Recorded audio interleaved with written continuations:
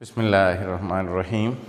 Dear students, आज का हमारा टॉपिक है आइसोमेरिज्म। तो आज हमने पढ़ना है आइसोमेरिज्म।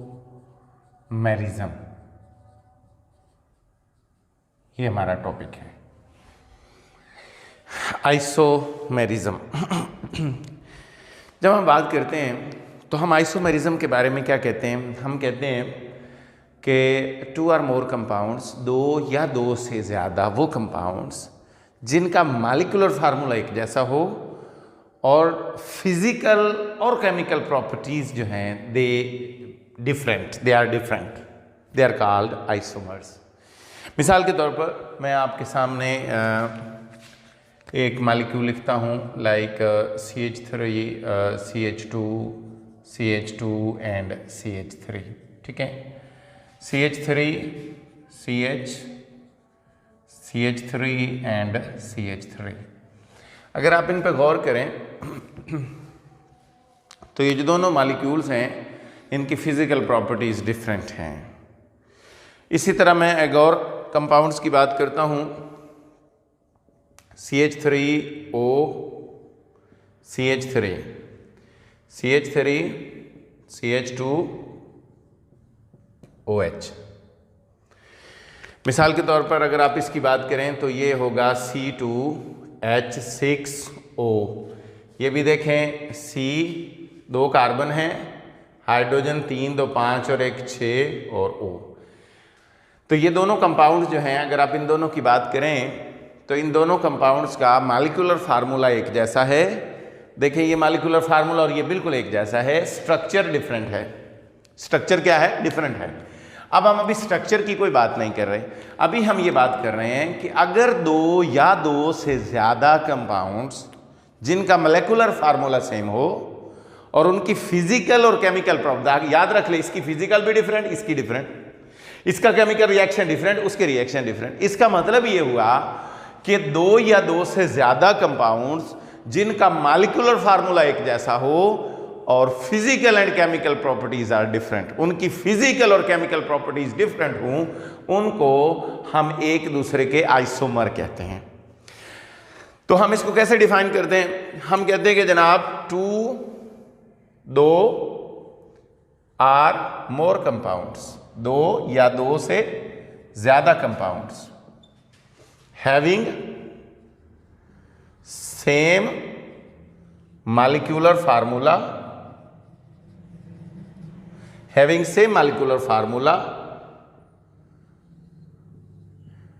but different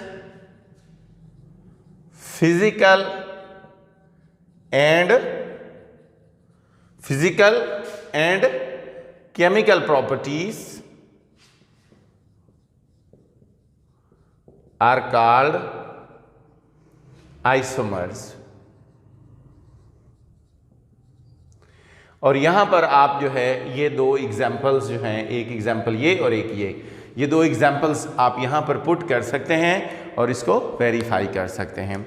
अब यहां पर हम आगे बात करते हैं टाइप्स ऑफ आइसोमेरिज्म।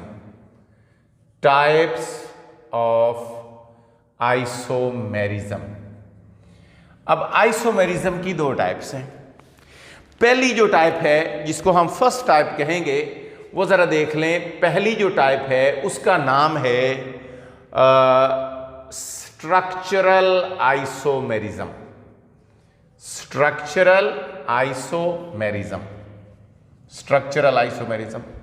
दूसरी जो है उसका नाम है ज्योमेट्रिकल आइसोमेरिज्म। Geometrical isomerism. अब जब हम इन दोनों की, ये बेसिकली आइसोमेरिज्म की दो टाइप्स हैं। अब जब हम स्ट्रक्चरल आइसोमेरिज्म की बात करते हैं तो हम एक चीज तो यहां से सेम उठाएंगे कि दो या दो से ज्यादा कंपाउंड्स जिनका मॉलिक्यूलर फार्मूला सेम है लेकिन डिफरेंट क्या है? Different structural formula are called structural isomers. यानी टू आर मोर कंपाउंड्स, वो दो या दो से ज्यादा कंपाउंड्स जिनका मॉलिक्यूलर फार्मूला सेम है, स्ट्रक्चरल फार्मूला डिफरेंट है। मॉलिक्यूलर फार्मूला सेम है, स्ट्रक्चरल फार्मूला डिफरेंट है। वो कंपाउंड्स जो हैं जिनका मॉलिक्यूलर फार्मूला सेम है, स्ट्रक्चरल डिफरेंट है, they are called structural isomers and this phenomena is known as structural isomerism. और इस फिनोमिना को हम स्ट्रक्चरल आइसोमेरिज्म कहेंगे।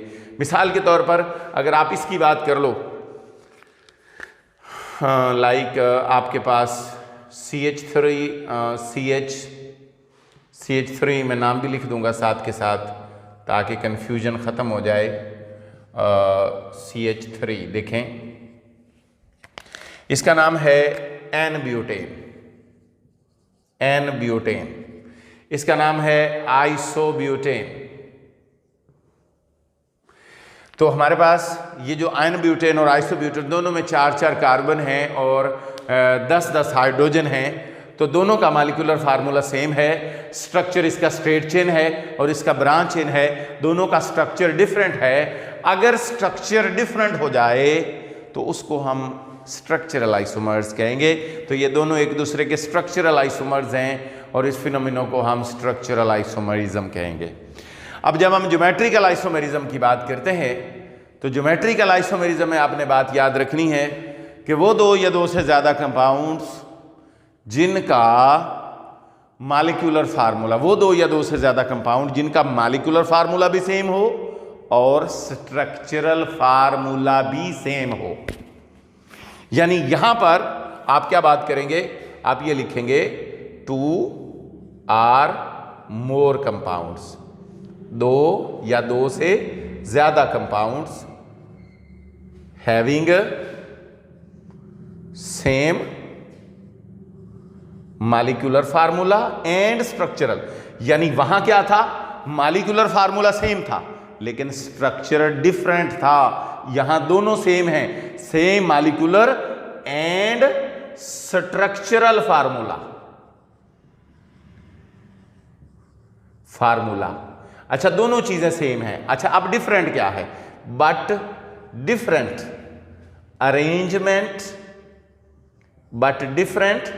Arrangement of groups or atoms in space. यानी स्पेस के अंदर उन एटम्स की अरेंजमेंट डिफरेंट है, उन एटम्स की अरेंजमेंट डिफरेंट है। मिसाल के तौर पर मैं आपको यहां पर एक एग्जांपल लिख देता हूं, लाइक हमारे पास ये देखें, ये हमारे पास एक मॉलिक्यूल है, इसका नाम है 2-ब्यूटीन। इसके साथ ये सूरत हाल है। अब जब हम 2-ब्यूटीन का ज़रा स्ट्रक्चर ड्रा करते हैं, खोल कर लिखते हैं, तो ज़रा देख लें, ये C डबल बॉन्ड हो गया ये वाला, और इसके गिर्द एक दफ़ा ये हाइड्रोजन है और ये मिथाइल है, ये मिथाइल है। इसी तरह अब दूसरी सेंस में हम क्या करते हैं, ये देखें, अब दूसरी दफ़ा पहले हमने क्या किया, दोनों हाइड्रोजन जो है, जो बेसिकली इसके साथ, इस कार्बन के साथ एक हाइड्रोजन जुड़ा है, एक मिथाइल, तो हाइड्रोजन ऊपर लिख दिया, मिथाइल नीचे। दूसरी जगह भी हाइड्रोजन जुड़ा है मिथाइल, तो हाइड्रोजन ऊपर लिख दिया, मिथाइल। अब क्या करते हैं, अब हम हाइड्रोजन को ऊपर, मिथाइल को नीचे, और इधर दूसरी जगह पर हम मिथाइल ऊपर कर देते हैं और हाइड्रोजन नीचे कर देते हैं। तो ये देखें, इस जगह पर अरेंजमेंट डिफरेंट है, ग्रुप्स की स्पेस में अरेंजमेंट डिफरेंट है। तो हम जिसमें सेम साइड पे हाइड्रोजन एटम है या सेम साइड पे ग्रुप्स हैं, उसको हम सिस 2-ब्यूटीन कहेंगे और इसको हम ट्रांस 2-ब्यूटीन कहेंगे। ये हमारे पास सूरत हाल हो गई। यहाँ तक कोई कन्फ्यूजन नहीं होनी चाहिए।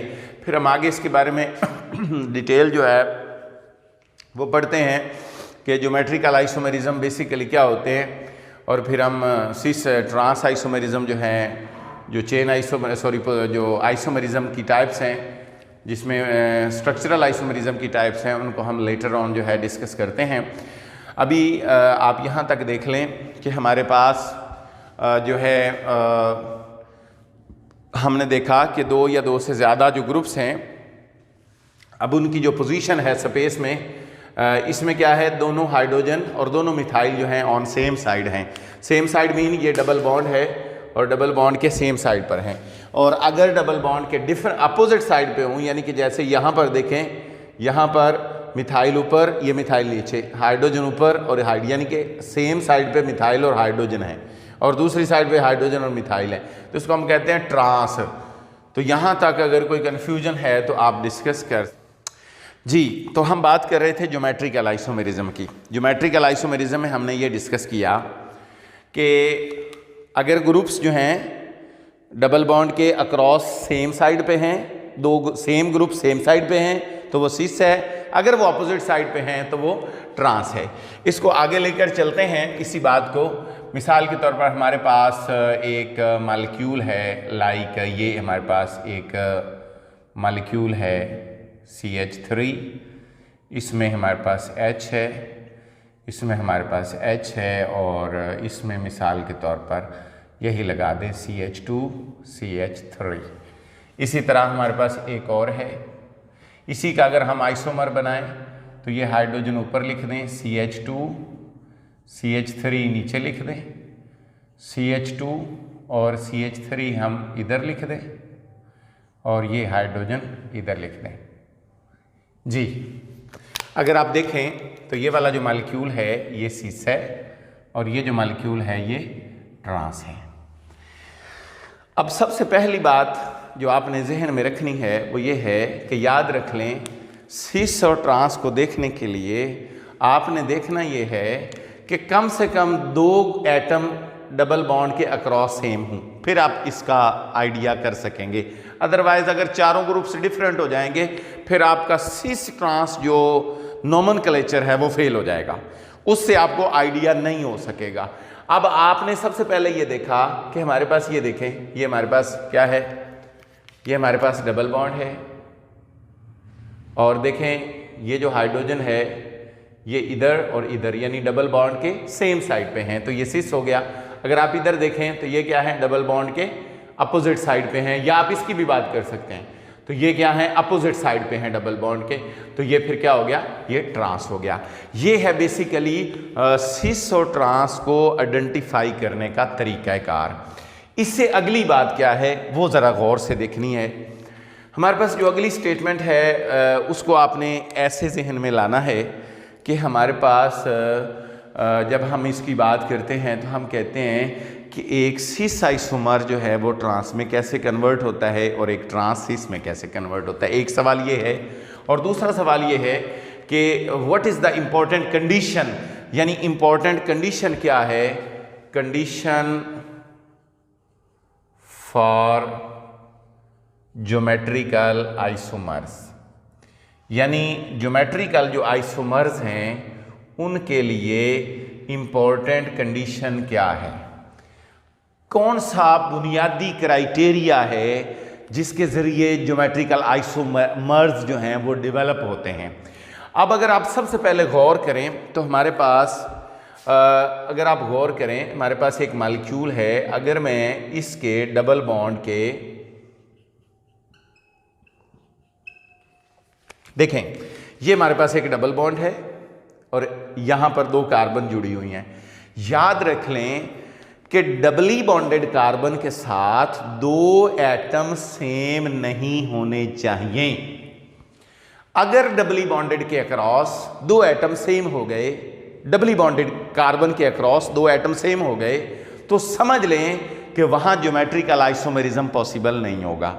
मिसाल के तौर पर अगर आप गौर करें तो इस कार्बन के साथ देखें ये दोनों हाइड्रोजन जो हैं ये सेम हैं, उधर डिफरेंट हैं या नहीं है इससे में कोई गर्ज नहीं। अगर डबली बॉन्डेड कार्बन किसी भी तरफ, उस तरफ या इस तरफ, एक तरफ, किसी भी एक तरफ अगर 2 एटम या ग्रुप सेम हो गए तो वहां ज्योमेट्रिकल आइसोमर्स पॉसिबल नहीं होंगे। इसका मतलब ये हुआ कि 2 और मोर कंपाउंड्स, 2 या 2 से ज्यादा कंपाउंड्स उस वक्त ज्योमेट्रिकल आइसोमर्स शो करते हैं जब डबल बॉन्ड के अक्रॉस दोनों ग्रुप डिफरेंट हो, फिर आप ज्योमेट्रिकल आइसोमर्स बना सकते हैं, अदरवाइज ज्योमेट्रिकल आइसोमर बनते ही नहीं है। इस बात को हम आगे लेकर चलते हैं, इसी सेंस को आगे लेकर चलते हैं। वो कह रहा है कि एक आइसोमर जो है how one isomer converts into N other.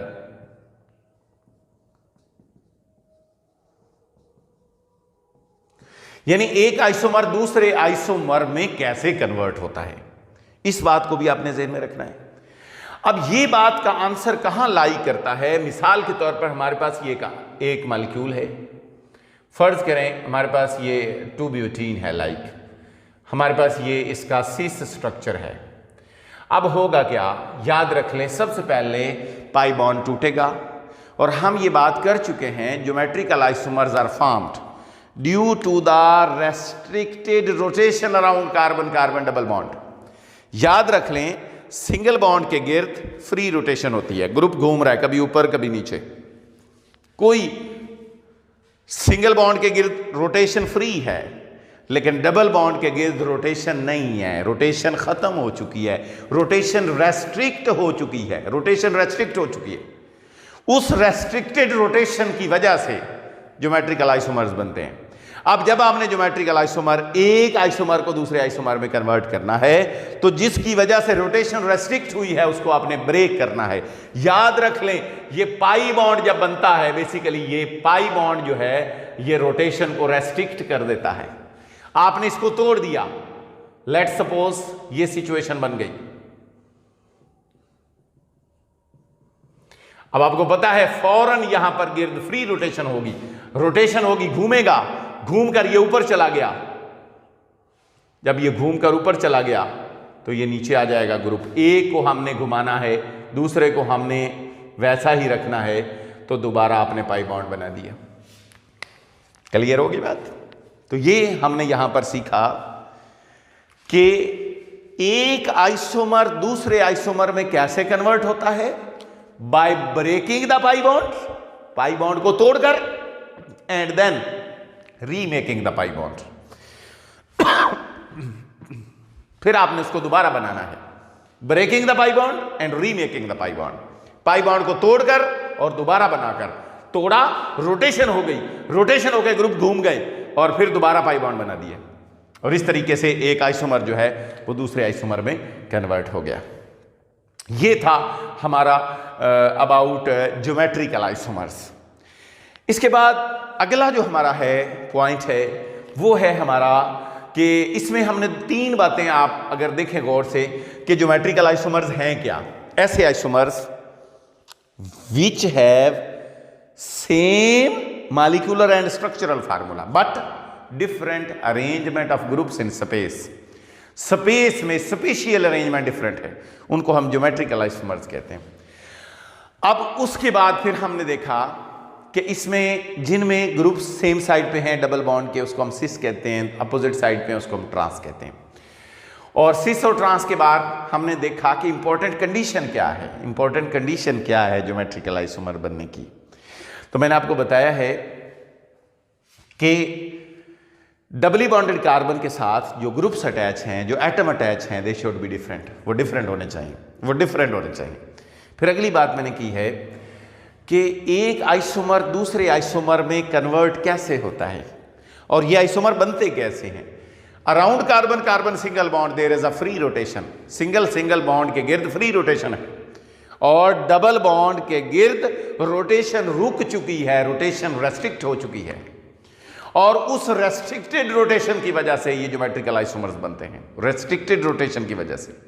और रेस्ट्रिक्टेड रोटेशन की वजह से जो ज्योमेट्रिकल आइसोमर्स बनते हैं वो एक आइसोमर दूसरे में कैसे कन्वर्ट होता है। अगर आप इस पाई बॉन्ड को तोड़ दें जिसकी वजह से रोटेशन रेस्ट्रिक्ट हुई है, तोड़कर फौरन दोबारा बनाए तो एक आइसोमर दूसरे आइसोमर में कन्वर्ट होता है। इसका मतलब आप एक आइसोमर को दूसरे में कैसे कन्वर्ट कर सकते हैं, by breaking the pi bond and then remaking the pi bond. इसको तोड़कर और उसको दोबारा बनाकर आप जो है एक आइसोमर दूसरे आइसोमर में कन्वर्ट कर सकते हैं। उसके बाद हम अगली बात करेंगे। अगली बात जो है वो है नेक्स्ट स्ट्रक्चरल आइसोमेरिज्म के बारे में, उसकी टाइप। जी, हम इसकी बात कर लेते हैं। ये मैंने आपको बिल्कुल यहाँ पर क्लियर कर दिया है। अगर आप गौर करें तो सबसे पहले मैं इसकी डेफिनेशन मैंने लिखी है कि 2 or more कंपाउंड्स, क्योंकि ये वो 2 या 2 से ज़्यादा कंपाउंड्स जिनका मॉलिक्यूलर फार्मूला एक जैसा हो। 2 या 2 से ज़्यादा कंपाउंड्स जिनका मॉलिक्यूलर फार्मूला सेम हो मगर स्ट्रक्चर डिफरेंट हो। और स्ट्रक्चर किस लिहाज से डिफरेंट हो? चेन की लेंथ के एतबार से, यानी चेन लेंथ का फर्क हो। मसलन अगर आप देखें, हमारे पास एक मॉलिक्यूल है, एग्जांपल दे रहा हूं, CH3, CH2, CH2, CH3। इसी तरह अगर आप देखें CH3, CH3, देखें, अगर आप इन दोनों में गौर करें तो इसमें चेन लेंथ जो है वो 4 कार्बन की है और इसमें चेन लेंथ 3 कार्बन की है। अगर दोनों के कार्बन गिने तो 4 कार्बन है, 10 हाइड्रोजन है। इधर भी क्या है? 4 कार्बन है, 3 3 6 7 और 3 10 हाइड्रोजन है। इसका मतलब ये हुआ अगर 2 या 2 से ज़्यादा कंपाउंड्स जिनका मॉलिक्यूलर फार्मूला एक जैसा हो मगर स्ट्रक्चर डिफरेंट हो, किस लिहाज से डिफरेंट हो?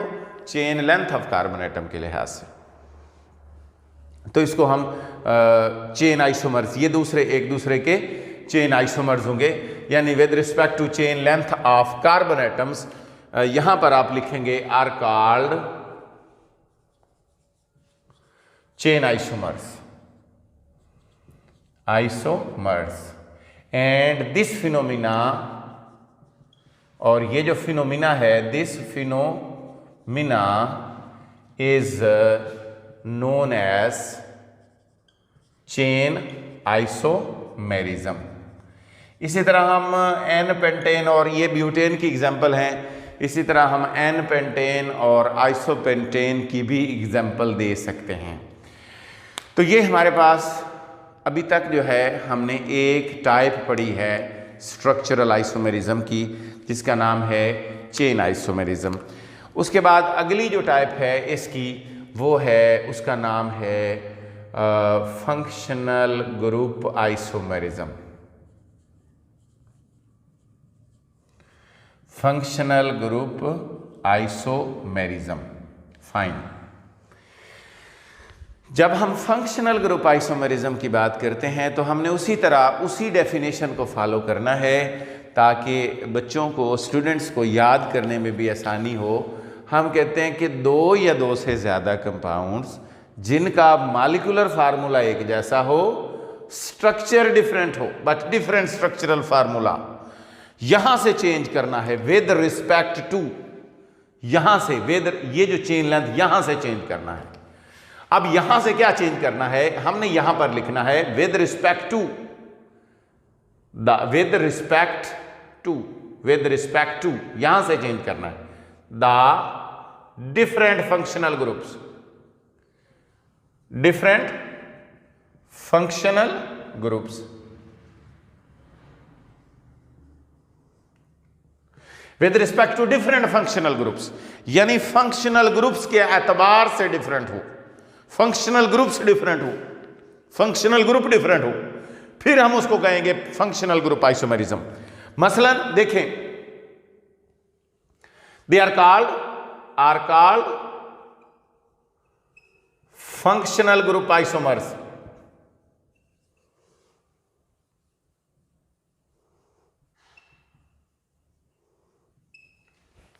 And this phenomena is known as functional group isomerism. मिसाल के तौर पर मैं आपके सामने एक मॉलिक्यूल लिखता हूं CH3 CH2OH और CH3O CH3। ये जो मॉलिक्यूल है इसका नाम है एथेनॉल, यानी ये अल्कोहल क्लास है। और इसका नाम है डाई मिथाइल ईथर। ये ईथर की क्लास है। अब आपको ये बात समझ आ रही है कि अगर ईथर की क्लास होगी, ईथर की, तो इसका मतलब क्या होगा, एथेनॉल और ईथर। यानी अगर आप इन दोनों का मॉलिक्यूलर फार्मूला चेक करें, देखें कार्बन कितने हैं, 2, हाइड्रोजन चेक करें, 3, 2, 5 और 1, 6 और 1 ऑक्सीजन है। जरा देखें, इधर भी आ जाए, कार्बन 2 हैं, हाइड्रोजन देखें 3 और 3 6 और 1 ऑक्सीजन है। इसका मतलब ये जो दोनों ग्रुप्स हैं, ये जो दोनों मॉलिक्यूल हैं, ये जो दोनों कंपाउंड्स हैं, ये वाला कंपाउंड उस कंपाउंड का फंक्शनल ग्रुप आइसोमर है। आइसोमर तो है ही है, आइसोमर में ये कौन सा आइसोमर है, स्ट्रक्चरल आइसोमर, और स्ट्रक्चरल में ये कौन सा है, फंक्शनल ग्रुप आइसोमर। इसी तरह हमारे पास एक और एग्जांपल है जिसको हम डिस्कस कर लेते हैं। मिसाल के तौर पर देखें, हमारे पास CH3 C double bond O और CH3, ठीक है। और अगर हम यहाँ पर देखें CH3 CH2 और C डबल बॉन्ड O और H, अगर आप देखें तो ये कीटोन है और ये एल्डिहाइड है। एल्डिहाइड और कीटोन भी अगर सेम कार्बन और हाइड्रोजन एटम रखते हूँ तो वो भी एक दूसरे के आइसोमर होते हैं। इसका नाम है प्रोपानोन या एसीटोन कह लें, एसीटोन, और इसका नाम है प्रोपानल। आई पे एक नेम लिख रहा हूं, प्रोपानल, वो प्रोपानोन है। इसमें भी देखें, हाइड्रोजन अगर आप गिने, कार्बन गिने सबसे पहले 3 कार्बन, हाइड्रोजन गिने 6 और 1 ऑक्सीजन। इधर देखें, कार्बन गिने 3, हाइड्रोजन गिने 3, 2, 5 और 1 6 और 1 ऑक्सीजन है। इसका मतलब दोनों का मॉलिक्यूलर फार्मूला सेम है, स्ट्रक्चर डिफरेंट है। किस एतबार से डिफरेंट है, फंक्शनल ग्रुप के एतबार से। इसमें कीटोनिक फंक्शनल ग्रुप है, इसमें एल्डिहाइडिक फंक्शनल ग्रुप है। इसके बाद हमारे पास है सी जो है वो है position isomerism, position isomerism. Position isomerism में क्या है, उसी तरह सेम डेफिनेशन आपने याद रखनी है कि 2 or more compounds having same molecular formula but different structural formula with respect to से क्या लिखना है, with respect to the different position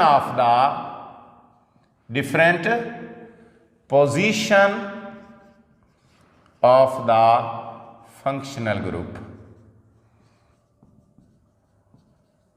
position of the different functional group are called position isomers। उनको हम पोजीशन आइसोमर्स कहते हैं, right. मिसाल के तौर पर हमारे पास CH3 CH OH CH3। इसी तरह हम इधर एक मॉलिक्यूल लिखते हैं,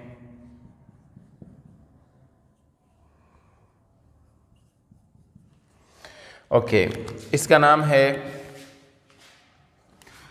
2 प्रोपेनॉल और इसका नाम है 1 प्रोपेनॉल। अगर आप इन दोनों में देखें तो इन दोनों का मॉलिक्यूलर फार्मूला भी सेम है, दोनों का स्ट्रक्चरल भी सेम है, स्ट्रक्चर डिफरेंट है। मॉलिक्यूलर फार्मूला सेम है, स्ट्रक्चर डिफरेंट है। किस एतबार से डिफरेंट है, फंक्शनल ग्रुप की पोजीशन डिफरेंट है। देखें यहाँ पर OH 2 पे लगा हुआ है, यहाँ पे 1 पे लगा हुआ है, इसका मतलब OH की पोजीशन डिफरेंट है। इसी तरह मैं एक और एग्जांपल आपके सामने लिख देता हूँ, CH3 CHCl CH3 CH3 CH2 CH2 and Cl। तो यहां पर क्या है, 1 और 2 पोजीशन पर जो है वो क्लोरो डिफरेंट पोजीशंस पर लगे हुए हैं।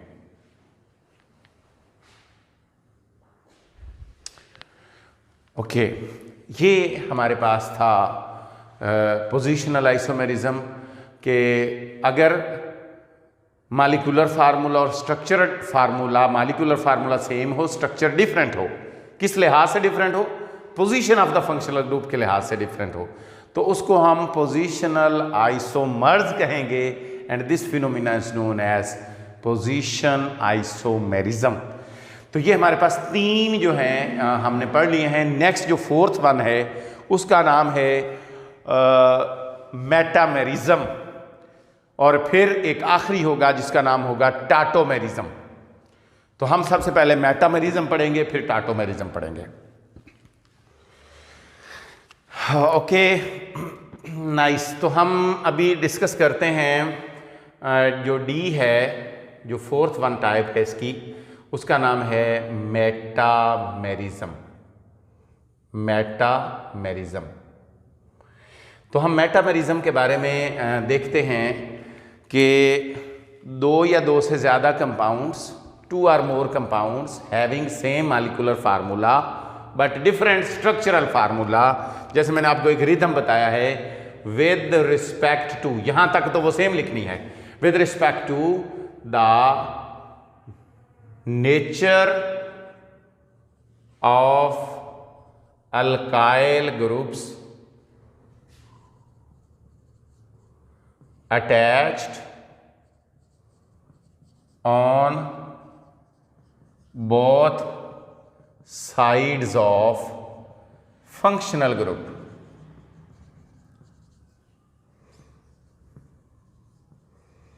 are called metamers, and this phenomena is known as metamerism. Okay मैं ये आपको एग्जाम्पल से क्लियर करवाता हूँ, आपको समझ आ जाएगी। मसलन देखें, हमारे पास ये एक मॉलिक्यूल है, देखें ज़रा, और इसी तरह हमारे पास एक और मॉलिक्यूल है।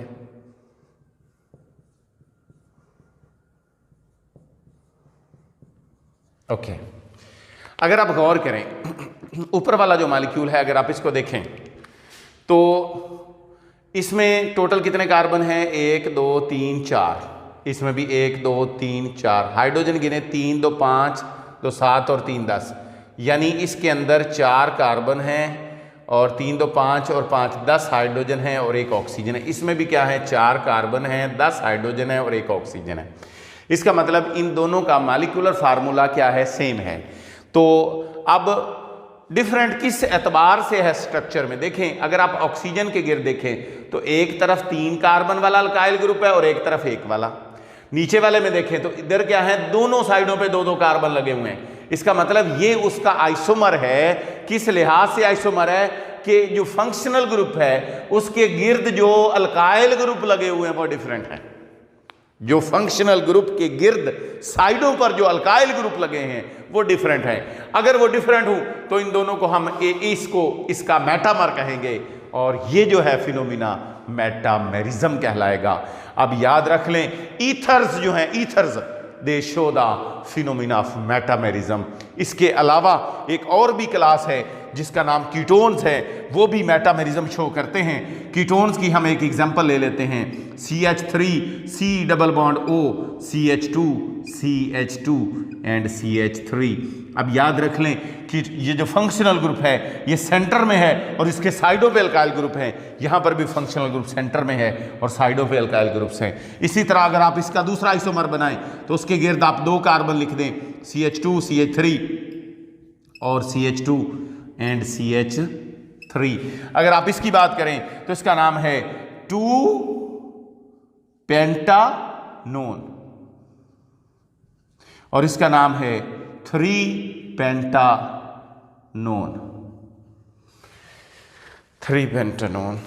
तो ये हमारा जो है यहाँ तक सूरत हाल बन रही है। तो ये है हमारा मेटामेरिज्म जिसके बारे में हमने डिस्कस किया है, और इसकी आखिरी टाइप जो है वो है टाटोमेरिज्म। टाटोमेरिज्म। अब ये जो आइसोमेरिज्म है, याद रख लें, ये हमेशा with in same molecule develop होता है, विद इन सेम मॉलिक्यूल। इसके लिए 2 या 2 से डिफरेंट कंपाउंड्स की ज़रूरत नहीं है, ना 2 डिफरेंट कंपाउंड्स की बात करते हैं। एक ही मॉलिक्यूल के अंदर ये डेवलप होता है। और एक मॉलिक्यूल में क्या होता है, हमारे पास ये एक अमाइनो एसिड की एग्जांपल ले लेते हैं, NH2 और C डबल बॉन्ड O और OH। अब होता क्या है, यहां से एक प्रोटॉन निकले, इधर से H निकले और इस अमाइनो ग्रुप के साथ आकर अटैच हो जाए। अगर ऐसा हो तो क्या बनेगा, RCH, NH2 के साथ जब H लगेगा तो ये NH3 हो जाएगा और H लगेगा इसका लॉन पेयर यूज करके। जब लॉन पेयर यूज होगा तो इसके ऊपर पॉजिटिव चार्ज आ जाएगा, क्योंकि जब भी कोई हेटेरो एटम अपना नॉन पेयर यूज करता है तो इट गेट्स पॉजिटिव चार्ज, इसके ऊपर पॉजिटिव चार्ज आ जाता है और C डबल बॉन्ड O और O जो है इसके ऊपर नेगेटिव चार्ज आ जाएगा।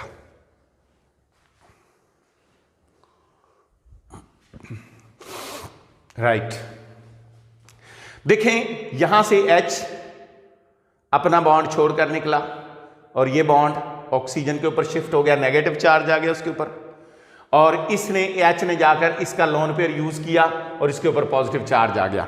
और इस आयन को जिसके ऊपर दोनों चार्जेस हैं इसको हम ज़्विटर आयन कहते हैं, ज़्विटर आयन, इसका नाम है ज़्विटर आयन। अब ज़्विटर आयन कैसे बना है, due to the shift of proton from one functional group to N other.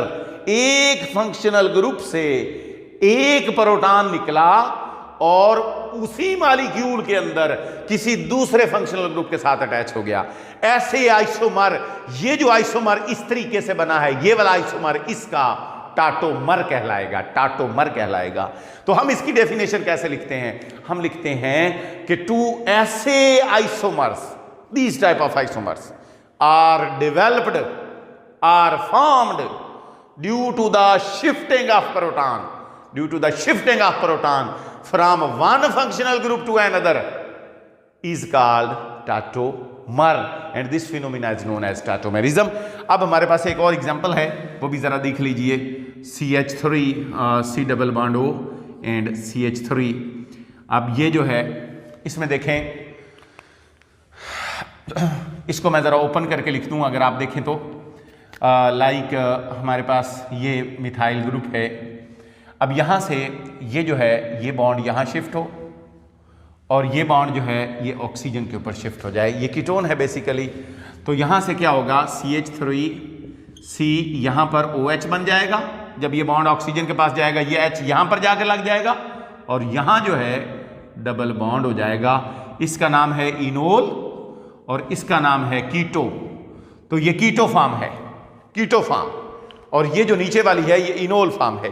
दोबारा आप इसको देख सकते हैं, जो मिथाइल ग्रुप है इसमें जो कार्बन और हाइड्रोजन, किसी भी एक कार्बन और हाइड्रोजन का बॉन्ड यहाँ शिफ्ट होगा और यहाँ से ये जो बॉन्ड है ऑक्सीजन के ऊपर शिफ्ट होगा। जब ऑक्सीजन के ऊपर शिफ्ट होगा तो ऑक्सीजन के ऊपर नेगेटिव चार्ज आएगा और उस नेगेटिव के साथ ये वाला H जाके अटैच हो जाएगा और यहाँ जो है डबल बॉन्ड बन जाएगा और इसका नाम है इनोल फॉर्म। तो ये कीटो इनोल टाटोमेरिज्म कहलाता है। तो इसका मतलब ये है कि हो क्या रहा है, हो ये रहा है कि एक मॉलिक्यूल के एक फंक्शनल ग्रुप से एक प्रोटॉन निकलकर किसी दूसरे फंक्शनल ग्रुप में जाके अटैच हो रहा है, किसी दूसरे ग्रुप के साथ अटैच हो रहा है with in molecule, with in same molecule. तो इसको हम कहते हैं टाटोमेरिज्म और ये जो आइसोमर्स हैं इनको हम टाटोमेर्स कहते हैं। तो आज के लिए ये हमारा लेक्चर ख़त्म हुआ, ये चैप्टर भी एंड हुआ। अगर आपका कोई सवाल है तो आप हमसे पूछ सकते हैं, कमेंट कर सकते हैं। Thank you very much. Allah.